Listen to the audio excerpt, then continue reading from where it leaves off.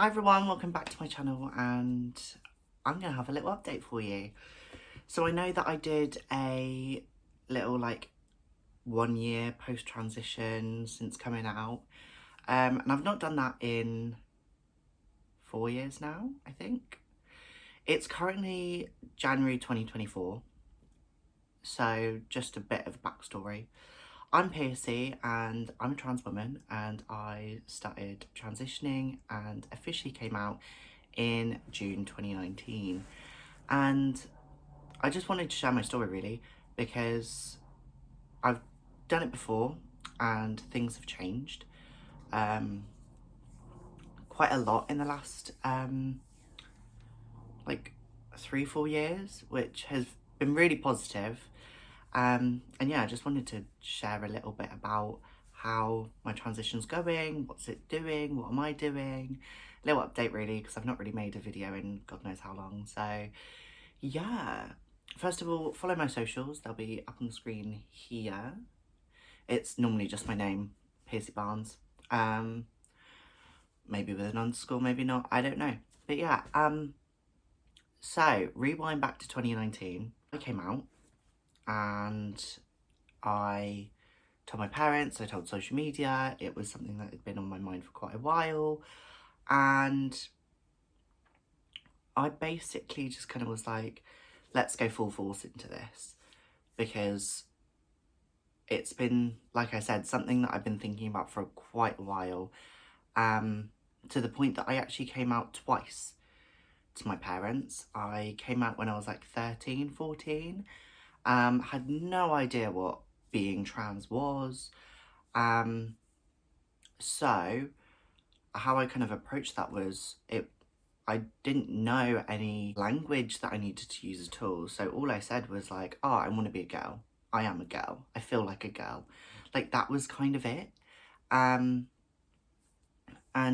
within my childhood, I've always been very effeminate and very I wasn't the football type.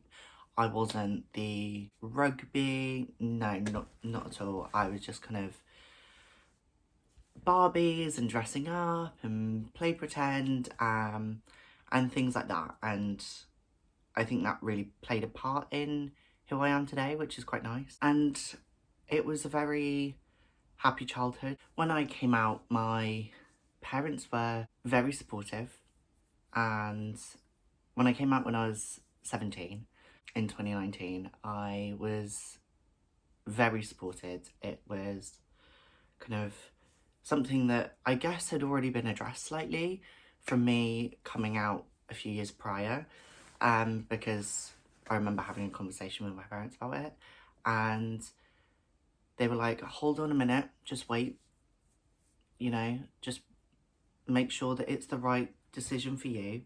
So we're going to not do anything right now.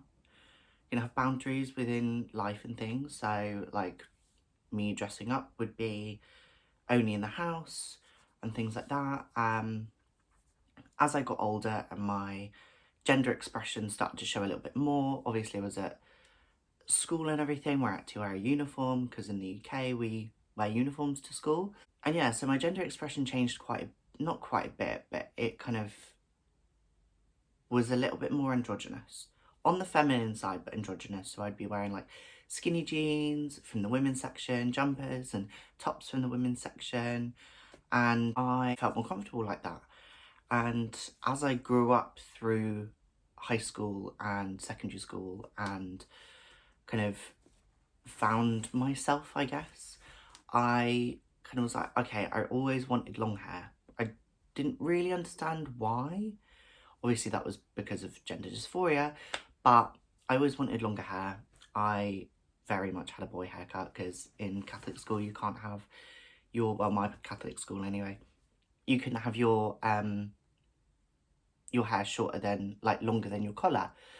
And that was a big thing for me. And I used to not push the boundaries, but I'd have quite long on top and then just let it grow, not really get haircuts as much as possible, or I'd go really short and then not have a haircut for like 2 or 3 months and then let it grow out, and it'd be like this messy sort of like undone. I don't know. It wasn't really fashionable at the time at all, but it was kind of like Justin Bieber haircut, but bad. That's the only way I can describe it. And yeah, so I started like growing out my hair, and over the summer I wouldn't cut my hair at all. So, and then there was in year 10 when I was what, 14, 15, I think. Um, I grew my hair out to a really nice stage with a middle part, and it was nice and swoopy. And the back started curling up because I've got naturally quite wavy hair. And it was really, really nice to be playing around with my hair now and like wearing a little bit of makeup. Like I started wearing makeup when I was like 14, I think. Like 13, 14, always playing around with makeup. That kind of kicked off my transition. And what I say to people is that I came out in 2019 when I was 17, but I was transitioning from when I was 15. And how I say that is like, I was like subconsciously transitioning. I was doing all the right things within social transitioning. So like growing my hair out, wearing more makeup, wearing more feminine clothes, things like that, that made me a little bit more androgynous, but on the feminine side. I think for me that was the best possible way of doing it, because it was nice and slow, it was nice and comfortable for me and also everyone around me. And where it's been going on for quite a long time, like I'm 22 now, I've been transitioning for 7 years now. It's been a really nice progression of finding myself as well within how I dress, how I am, my gender expression, my clothes sense, my hairstyles, my makeup choices. And with especially trends in that, it's for me now easier to follow along with trends because of either my haircut or my makeup or my face or my fashion or whatever. And I really embrace the fact that I have been able to do this, and I am lucky enough and I am privileged enough to be able to transition with a support system around me that is going to build me up and make me feel good and like have the best interest in my heart. And that was the main thing. Before I came out, it was not a struggle, but it was kind of like, it was constantly on my mind about transitioning. Obviously I didn't know what that was at the time, but it was the thing of like, oh, turning into a girl sort of thing. And now I'm really glad that I have done it the way I have done it, because I had no choice. The only choice that I had was either to transition or not to transition. And it was either to transition and be the happiest person I can be, or don't transition and be miserable and not comfortable in my own skin and like feel upset with the body that I was in, or the mental state that I would be in. And for the longest time, I really resented the fact that I transitioned, and I say this like quite flippantly, that I transitioned late. I don't think I transitioned late, but later than I would wanted to have done. Like where I came out at like 14, 15, I could have done it then, but I didn't. And that wasn't my choice. And I'm absolutely comfortable with that, because it was in the interest of safety. It was in the interest of learning as well from my parents and the people around me and things like that. And yeah, so that was kind of like how I started transitioning anyway. I found people on social media like Gigi Gorgeous, and at the time what I didn't know was Nikki Tutorials and drag race contestants like Gia Gunn. I didn't have a lot of trans influence in my day-to-day life at all, but it was all of the media that I was consuming was queer media, which I didn't realise at the time. Like, something that will always be stuck in my mind in the best way is Unique from Glee. I resonated with them so much because it was that thing of like, I am this person. In some instances, I can't be this person. In other instances, I'm allowed to be this person. I can be my free self, and I have friends and family members who support me from being like from a young age as well. And it was people like that with the positive impact that put on my life. So yeah, and now going on to my, like, I don't know, physical journey, I guess. So I started growing my hair out when I was 15, just before prom. And I'm a natural blonde. All of this is all natural up here anyway. And I started growing my hair out on my 16th birthday. I bleached it brassy blonde. And I have a whole highlight on my Instagram about it, and I'll pop my little hair transformation just to the side. And yeah, so I've had quite a few haircuts over the years. Good ones, bad ones, in between ones that I really loved, ones that I didn't love as much. But something that was really profound to me was in July or in June, like springtime, summertime last year, I really thought about what I wanted, rather than like what I wanted, like within my image. And something that really shocked me was to cut my hair short, because I'd been growing out my hair for 6 years at that point, like from 2017 up until 2023.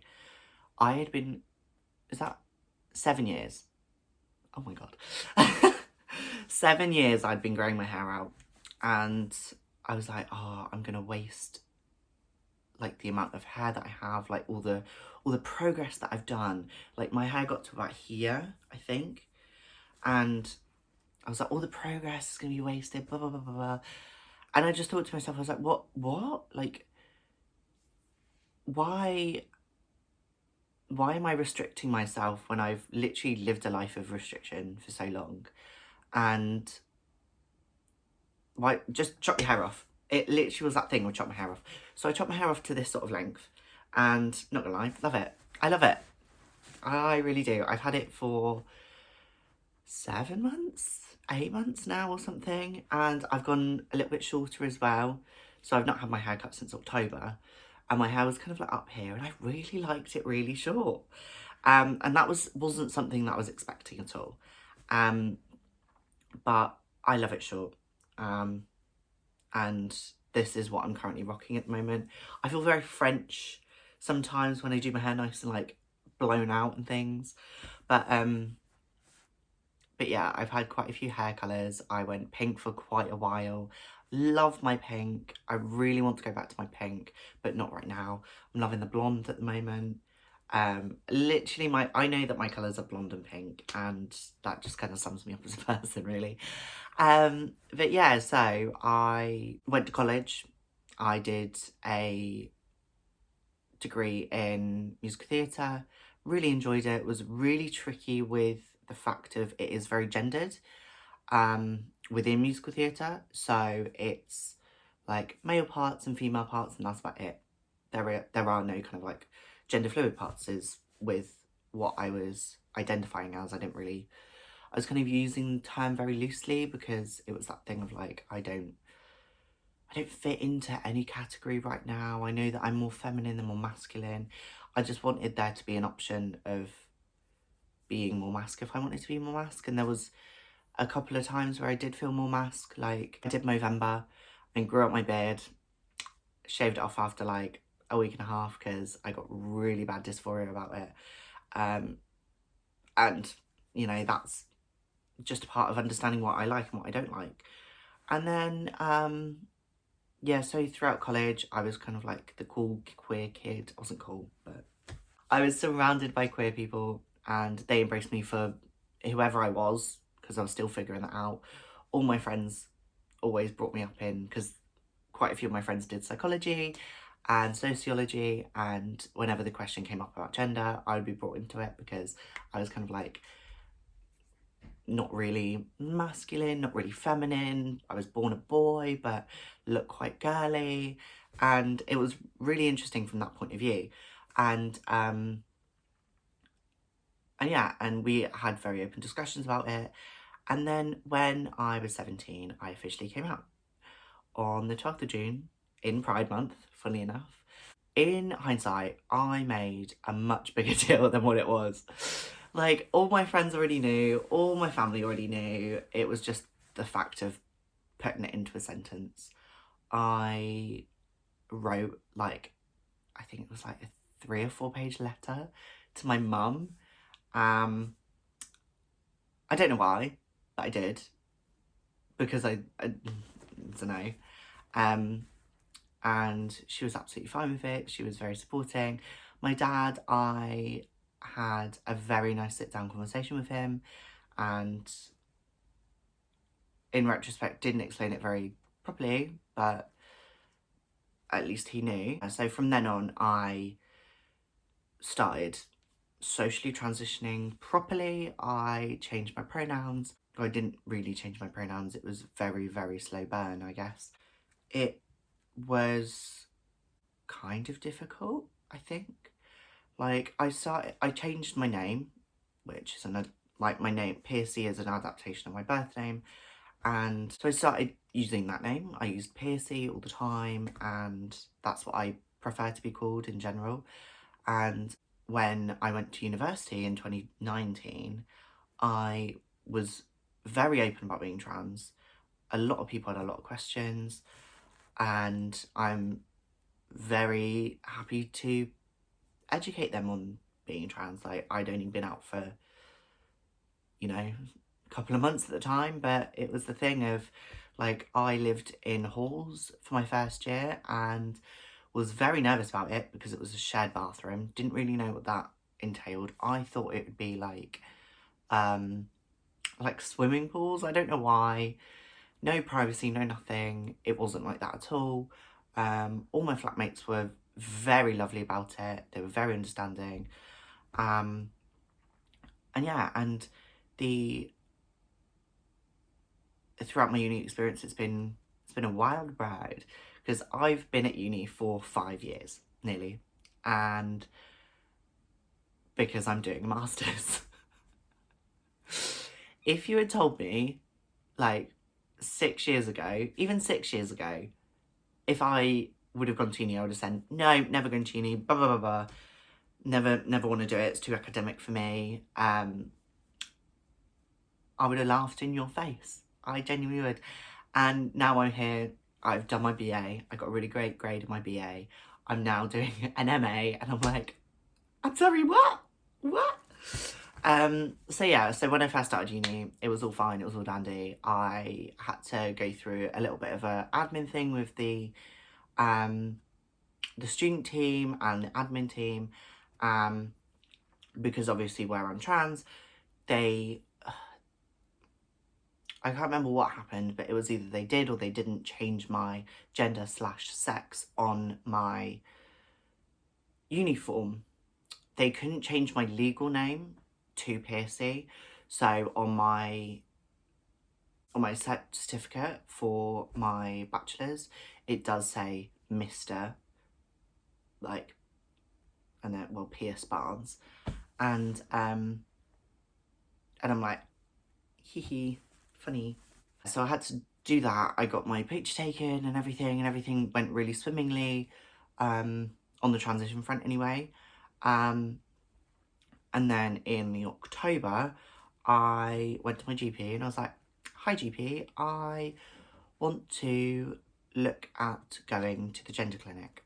I want to go get some hormones. I want to be on the NHS and do that, because I don't have any money to do it privately, and I want to start my transition now because I know that there's a long waiting list. At that time, the waiting list was just over 3 years, and for a initial consultation appointment, and that was in 2019.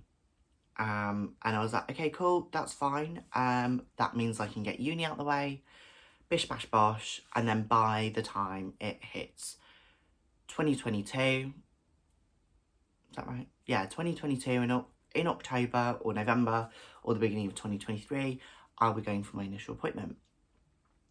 Did that, kind of forgot about it, or didn't forget about it, but didn't really pay much attention to it because there was nothing I could do to speed up the process at all because I didn't have the funds for private healthcare at all.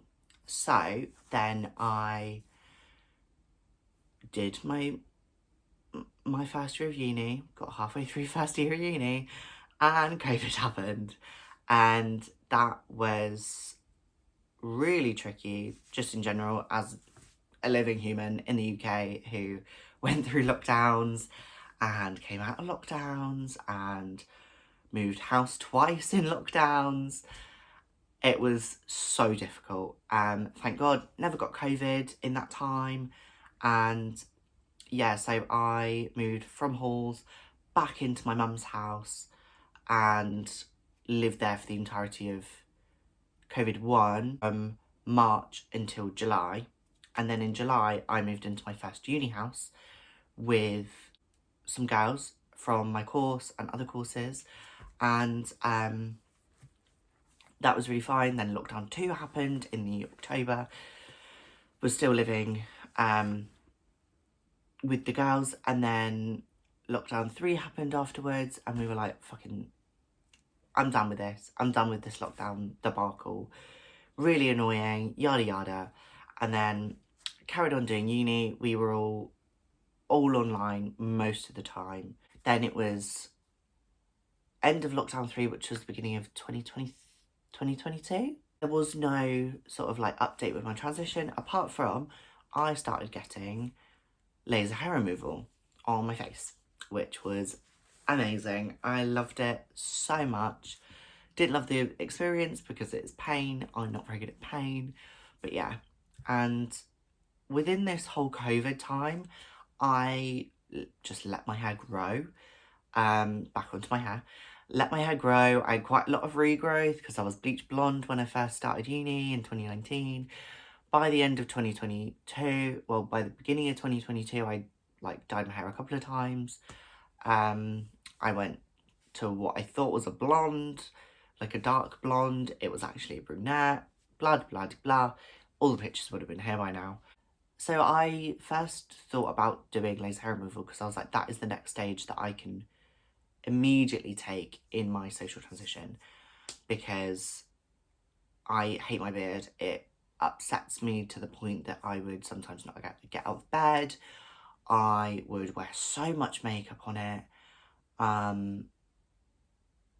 wouldn't colour correct it because it, like, I do have a thick black beard. Thank you, Dad, for the Italian genes. But yeah, so I had quite a thick beard. It was really difficult to cover. I felt really self-conscious about it quite a lot. It increased my gender dysphoria so much, all of the time. And I would have to shave like every day. If I was then going out clubbing or going to the pub or something or doing an event that night, then I'd have to shave again. My skin was so raw. And it was so difficult. So I decided to get laser hair removal, and I went to the skin clinics and they had an offer on and they were really lovely. I did a course of 12, I think, so every year. So because you have it every month, every 4 weeks, you get zapped with a laser around your face or wherever you have your laser. And that increased my confidence so much. By like the 4th or 5th session that I'd had, my skin was so lovely and soft, and my regrowth of my hair was like every couple of days. And I was like, I was gooped and gagged. I was very, very overwhelmed with how good the results were. Now I am, what, 2 years out of doing that. I'm now thinking of going back to laser hair removal because it is not permanent. That's what I didn't realise. There is a 90% chance of it working, but the longevity of it is not for your entire life. I could be completely wrong. Please do your own research. This is all what I know from my experience. Do I have to shave every day? Yes. Do I have to shave every other day? most of the time. That's the thing, is that it really depends on my hair cycle. And I've had days where I don't need to shave, I don't feel like I need to shave, I'm still confident enough without shaving. And then some days I'm like, I'd really prefer to shave. And being within makeup, I kind of need the flawless base, I need this, I need that. So me having a shaved face is best for everyone, really. I find shaving very, very irritating. Not just to my skin, but just irritating. I hate it. I hate shaving, without a doubt. So that's why I'm thinking of it. But the thing is that now I'm so close to my initial appointment that I don't know whether it's worth it or not. I really don't know. I've not done enough research on it. So I did my laser hair removal and it was so great, and oh my gosh, I could literally just slap a bit of makeup on and do light makeup and feel really confident about it, and or wear no makeup at all and still feel really confident about my skin. My skin's cleared up so much as well. I was very happy with the results of that, and thank goodness my GoFundMe was the main way of being able to pay for it, because my lovely friends and family and friends of friends and people that I knew were able to donate so much money, and thank you so much for that as well. I'm really grateful. I wouldn't have been able to do it otherwise. I think that was the that was the first and last thing that I did for my social transition for indefinite change. But yeah, now we're here in 2024, which is mad. It is mad. So back to COVID. COVID happened. Gender clinic shut down. The waiting list now for everyone who was on it is now 5 years. And I have no words. I have no yet way. It's 5 years to get an initial appointment. Never mind access to hormones. Never mind psychological treatment. Never mind other appointments that you have to have before you start hormones and all that. And just to clarify, I'm not on hormones because 5 years haven't passed for me yet. So I've got 10 months to wait until my initial appointment, and I'm very excited about it. Over the last 5 years, I have really, really thought about going privately, because I was like, 5 years is too long to wait. I don't know if I can do it. All this COVID malarkey is stressing me out, and I don't know if I can get hormones or anything. So yeah, so it's been a bit of a whirlwind.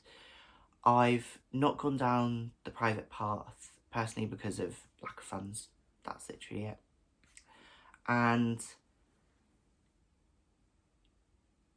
it's been really difficult, to be honest. It's been really difficult to be living in a world where I do have access to healthcare, but that access is limited and it is far away, and there is restrictions, and just from a transgender point of view, it is a difficult situation to be in when you know you have access, but you have to be very patient. And it's that thing of you can't get angry, otherwise you'll seem unreasonable. I've been so angry about it for so long. It's that thing of if we pump more money in the NHS, then it will get better. And then if we pump money into the NHS, everything else is going to lose out, because the NHS is so underfunded right now that, I've got quite a few nurses friends who are doing overtime and everything, or can't get a job in the NHS. It's that thing of I have to reduce my expectations. 5 years is a long time to wait for treatment. Unless there is anything I don't know anywhere else that has got a 5-year waiting list for it within the NHS. And it has been really difficult, and every day I'm like, oh, I could literally just sign up to a private agency and pump them full of all my money that I don't have, and just to get that access that I need. And I am comfortable enough in my body, but obviously that thing of like, if you could change it because you want to change it and you need to change it, why don't you?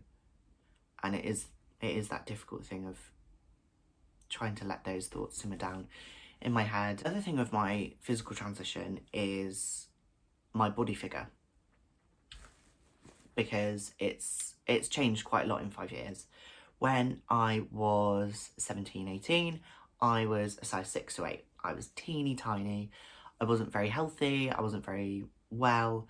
And then throughout lockdown, I gained quite a bit of weight and had to buy all new clothes. Had to like resize myself. So I went from like a 6 to an 8 to a 12, 14. And that was really difficult for me because I didn't really go to the gym or anything. I was always quite fit because I was quite active as a kid and as a teenager, and I was a dancer and I did musical theatre for 2 years, and my health like kind of declined in that sense of I wasn't able to do as much as I wanted to. My figure's changed. The way that I tuck is differently. The way that I have my chest is different as well. So I'm gonna move on to like that sort of stuff now, is like the actual physical changes that I've done within my social transition over the last 5 years. So how I used to tuck is get a pair of boxers, pop them on, like tuck how I would by popping your balls up into where they came from and then moving the shaft from the front side of your body, so like this side, underneath towards my butt basically, and between my legs, between my thighs. And I would do that, and that was causing me quite a lot of pain actually, because I'd pull too hard, and that's the thing you need to be careful of, which I didn't know. So I put my boxers on over the top of that, and then I'd put some Spanx on that were 2 sizes too small for me. So I'd get them in like a size 4 to size 6, so like an extra small. And then I'd be like, I looked like a pencil. I was teeny tiny. I was wearing skinny jeans. I was wearing skirts. I was wearing dresses. No, not dresses. I was wearing skirts. I was wearing trousers, but I wasn't really wearing dresses because I wasn't too confident at that point. Like, I'd worn dresses before, but I don't know, it was that style shift I was talking about. So I did that for quite a while, and then in the new year of 2020, I tried something out, which was making my own special underwear, which trans women have been doing for ages. Basically, you get some boxers or some briefs with an elastic band at the top, and you cut off the fabric where the shorts are, so you're just keeping the elasticy bit. You get a sock. How I found works better, for me anyway, than what I saw. So what I saw was you get a trainer sock, cut off the toes of it, slide it through, pop your legs through the elastic. So it's kind of like a deconstructed figure of 8s. So it's kind of like that. And then where my thumbs are here would be where the sock would be to put my genitals. And then you pull it up and wear it like a thong basically. And that got comfortable. It wasn't comfortable because I was still pulling too hard. I was still pulling my like shaft back too much, but it was painful. So yeah, then I realised, oh, let's not pull it back so much. And then, so it's been comfortable like that ever since. There is different ways of doing it to make it tighter or looser. Obviously, as the elastic stretches, it's going to get looser. If you buy a size smaller, it's going to be tighter. I wouldn't recommend going tighter because you can actually get bruising on your hips and your bum and also your crotch, which I wouldn't recommend. There is also websites that you can buy basically this, but in a manufactured sort of way, where it is an underwear, like a thong. You can buy them. They are quite expensive. In my personal opinion, they're worth it, but they are quite expensive. And that's kind of what I've been using for the last 3 years anyway. And then for my chest area anyway, so I used to wear a 36B, like, maximised bra from Primark, like the ones with the double stuffing, so you can really, like, pop your boobs up, because that was the only thing that was fitting my chest, to make me have some sort of curvature up there, I guess. And then I used my GoFundMe money for my first pair of implants. So, well, prosthetics. So I use the same prosthetics as someone who has breast cancer, and I get them in a pair because I need 2 boobs, and I've preferred them so much. I've gone through, I think, 3 pairs now in the last 4 years. For me, they last around a year, which is quite handy. Obviously, the better you take care of them, the longer they'll last. They will not last forever. They are only plastic, with some, I think it's silicone inside it or something. So it feels like a real boob. It just, for the first like month or so, until they warm up, they are a bit like dense, basically. They hold their shape really, really nicely. And then as you wear them in, basically, the back is flat. It will then, because of the warmth of your body, because you're wearing them every day, if you are wearing them every day, it will mould into your chest, which is quite nice. So yeah. So I was thinking about sizing and everything, and I was like, right, what would look good on my body? And I thought, like, I was like, I don't want to go stupidly big. I really don't. Like, I don't want to kind of like be all boobs, no nothing else, be really out of proportion.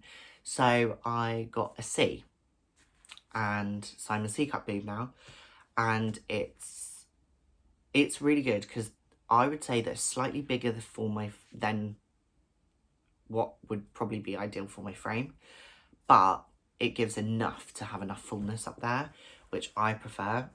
Don't get me wrong, still can't wear like low cut tops or anything because my boob will pop out.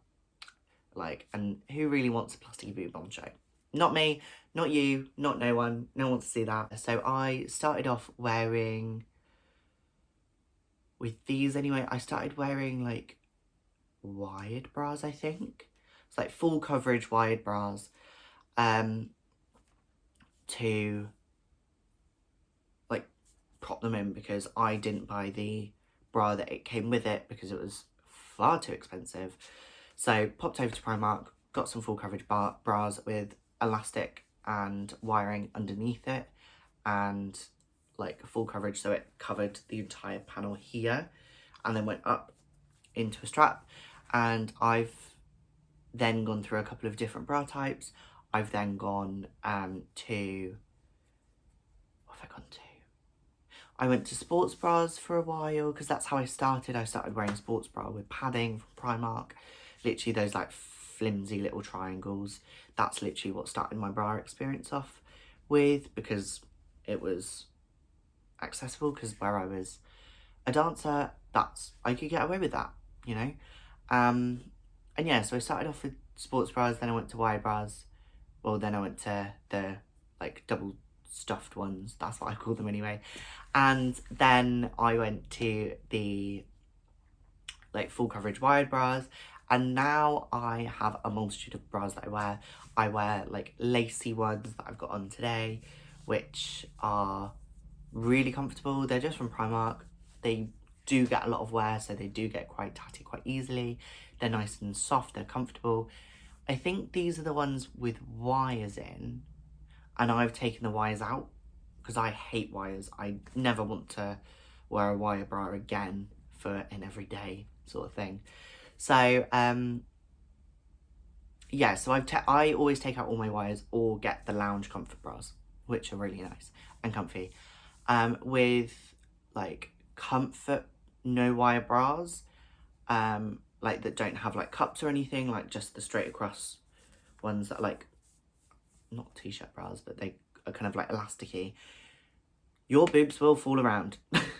They will go every which direction, and you'll have to adjust them and stuff like that, and that's what I've found quite difficult. Well, when I was wearing them. That was my only downfall of them. These elasticy ones from Primark, super nice, holds them in place quite nicely. Sometimes they do tilt out with the bra, but it's easy just to kind of like... And yeah, so that's kind of my bra. And then my style has changed quite a lot. I love a wide leg trouser. I love a skirt. I like I mean, it's that thing of like my style evolution has gotten better over the last 5 years, obviously, because I've grown as a person. I found my style, I think. I don't know. I mean, open to change all the time. I love a big pattern, like, and that's the thing, it all depends on what you like and how you like it, really. If you like the kind of like teeny weeny little short skirt and teeny weeny little top, go for it. I don't, so I'm not gonna wear it. And I'm not shaming anyone who likes that style at all. No, it's just not for me. It's not my forte. I guess I'm not cool enough for it. I don't know. But so yeah, so that is kind of where I've been over the last 5 years. What I'm going to do as well is I'm going to film another video answering some questions that you guys may or may not have. So that would be really good to, like, if you want anything explained, any terms, any like personal stories from me, any sort of hardships, any really good things that have happened, please let me know. Write in the link below that I'm going to do a little anonymous link, and I'll film another video.